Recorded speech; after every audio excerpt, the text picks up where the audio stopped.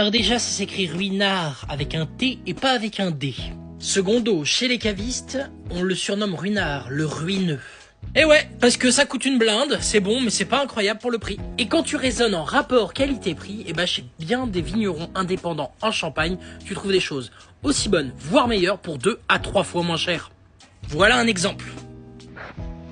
Champagne Colin, petit vigneron indépendant sur la côte des Blancs, à Vertus plus exactement. Il produit, parmi d'autres vins, un super blanc de blanc premier cru. Est-ce que tu vois écrit premier cru ou grand cru là-dessus? Je crois pas. Et tu vois le petit N là, ça veut dire négociant. Eh oui, ils achètent les raisins. Jusque là rien de traumatisant. Mais Colin, bah il cultive tout lui-même.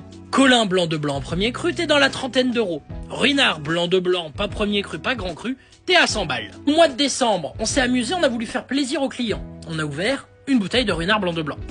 Et on a quand même ouvert à côté notre petit récoltant. Le mettre un peu en compétition, il y a quand même 60 € d'écart entre les deux bouteilles. Eh ben je dois pas être loin de la vérité en te disant que 99,9% des clients ont préféré le Colin. Souvent, je compare Ruinart à Nike. Eh ben oui, chez Nike, tu vas mettre 100, 200, 300 balles dans une paire de baskets made in China, made in Taiwan, enfin ce genre de provenance. Et pour le même prix, t'aurais pu avoir des magnifiques chaussures en cuir, artisanales, made in Italy, made in France ou made in là où on fait des chaussures en cuir. Donc tu compares un produit de grande qualité fait à la main à un produit industriel fait en masse. Bref, on connaît la puissance des marques, mais déguste des choses et fais ta culture sur le champagne avant de dire que Ruinart, c'est le best des bestes.